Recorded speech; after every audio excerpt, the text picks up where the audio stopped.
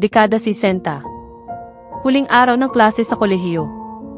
Ang tatlong magkakaibigan ay pauwi na. Ano kaya magandang gawin sa bakasyon? Nakakainip kapag di tayo magkakasama eh. Wika ni Estela. Ayun nga, parang ang tagal pa ng pasukan ulit. Nakakainip naman sa bahay. Wika ni Juana. Aha! Tamang-tama piyesta sa aming lugar. Imbitado kayo, gusto nyo ba sumama? Sa Biyernes Santo biyahe ko. Sumama na kayo. Wika ni Clarita. Sumang-ayon ang dalawa kahit may halong kaba dala ng pamahiin tuwing Biyernes Santo. Sila ay nagyakapan bago maghiwa-hiwalay.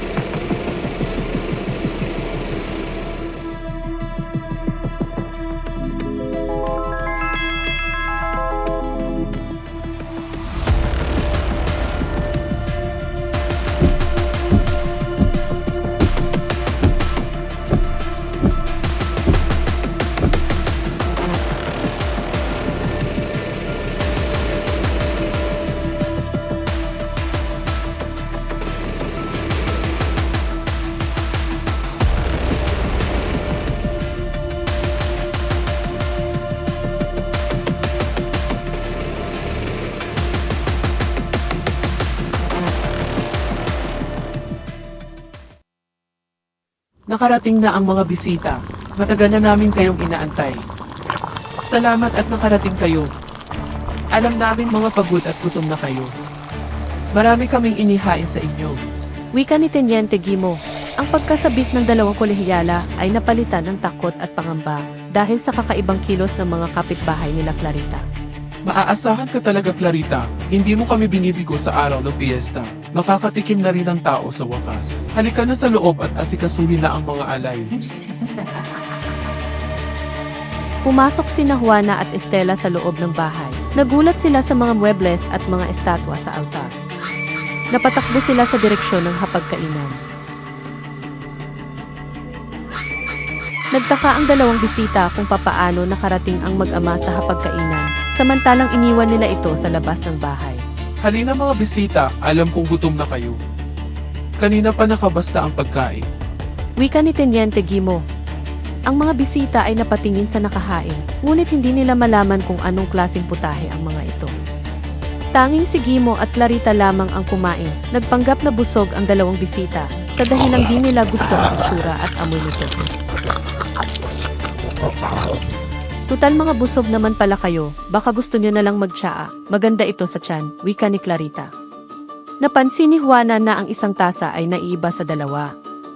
Agad niya ito dinampot at kanyang ininom samantalang sina Clarita at Estela ay ininom ang natitirang mga tsaa. Nakaramdam ng pagod at matinding antok ang mga dalaga hanggang sa nagyaya na si Clarita na matulog sa kwarto nito. Makalipas ang ilang sandali ay naalimpungatan si Juana. Nagising siya sa mga ingay ng tao sa labas. Agad itong sumilip sa bintana. Kanyang ikinagulat na ang mga tao ay nagkakasiyahan. Samantalang sa kanilang pagdating walang bakas ng kaligayahan ang mga mukha nito. Ngunit meron siyang napansin. Ang mga itsura nila ay kakaiba at ang mga kilos ay parang hindi normal. Napalingon siya sa isang banda. Nakita niya si Teniente Gimo na may kinakausap na lalaki. Dahil malapit lang ito sa bintana, narinig niya ang kanyang sinabi. Sa ulo ang tama. Unahin ang nasa gitna. Alam na ni Clarita yan. Wika ni Teniente Gimo. Nataranta si Juana, pero nagawa niya pang pumwesto sa gilid upang mapagitnaan nila ni Estela si Clarita. Maya-maya ay narinig na niya ang mga yabag ng mga kalalakihang inutusan ni Teniente Gimo. Ilang sandali lang ay naroon na sila sa loob ng kwarto. Nagsenyasan na ang mga lalaki. At di nagtagal ay nagawa na nila ang kanilang masamang binabalak. Nang makababa ang mga lalaki ay bumangon si Juana at agad nitong ginising si Estela, ngunit hindi ito magising-gising. Mukhang mayroon inilagay na pampatulog doon sa tsaa na ininom nila.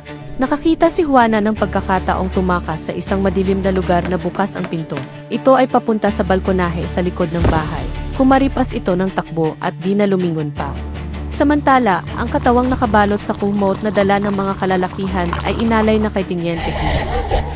Siya ay sobrang nasiyahan sa alay at nagbago ang kanyang anyo. Kasalukuyang nagtatago si Juana sa likod ng mataas na damuhan. Nasaksihan ni Juana ang buong pangyayari at nanginginig ito sa sobrang takot. Binuksan ng mga kalalakihan ang kumot at sobrang nanlumo si Tiniente Gimo sa nakita. Clarita naman. Ang anak ko ubo.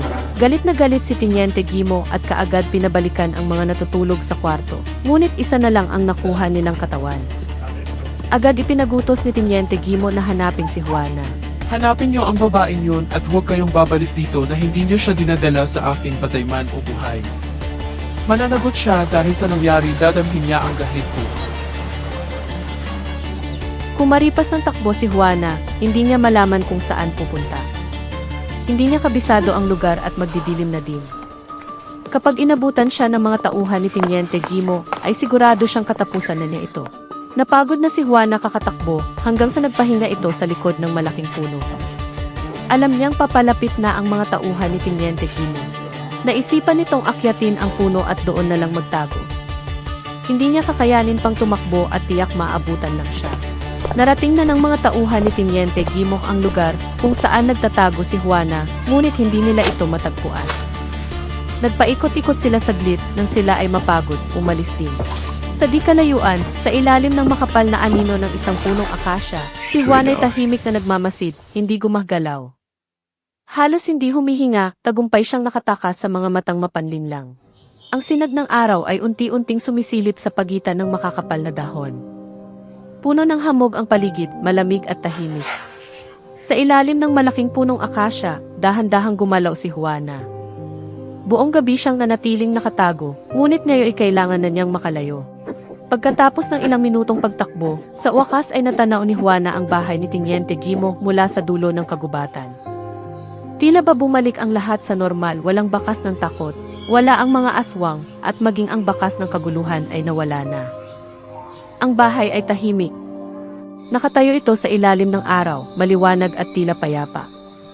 Mula sa labas, tila isa lang itong ordinaryong bahay sa probinsya. Napatigil si Juana. Imposible, parang bangungot lang ang lahat ng nangyari kagabi, wika niya. Pero alam niyang hindi siya nanaginip. Nasaan si Estela? Papasok sana siya sa bahay ngunit meron bumubulong sa kanya na wag na ituloy. Habang patuloy sa paglalakad si Juana sa masukal na daan palabas ng kagubatan, dama pa rin niya ang kaba sa kanyang dibdib. Sa di kalayuan, napansin niyang paunti-unti nang lumilinaw ang landas.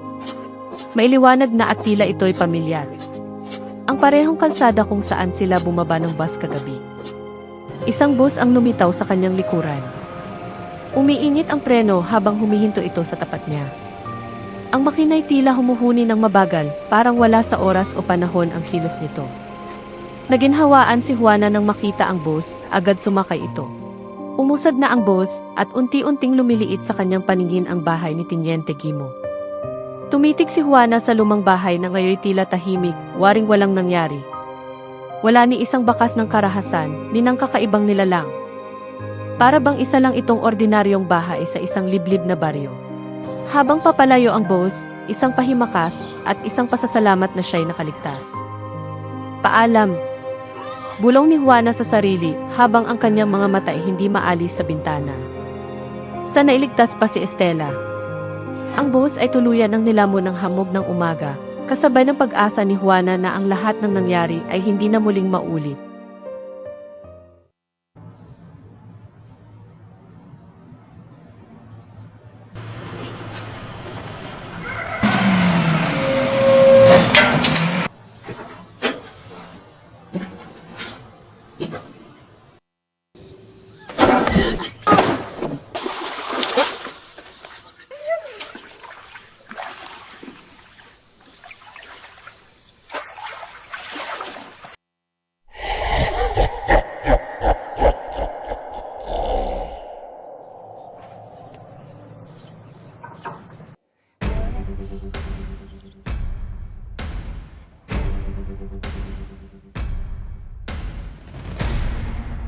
Teka,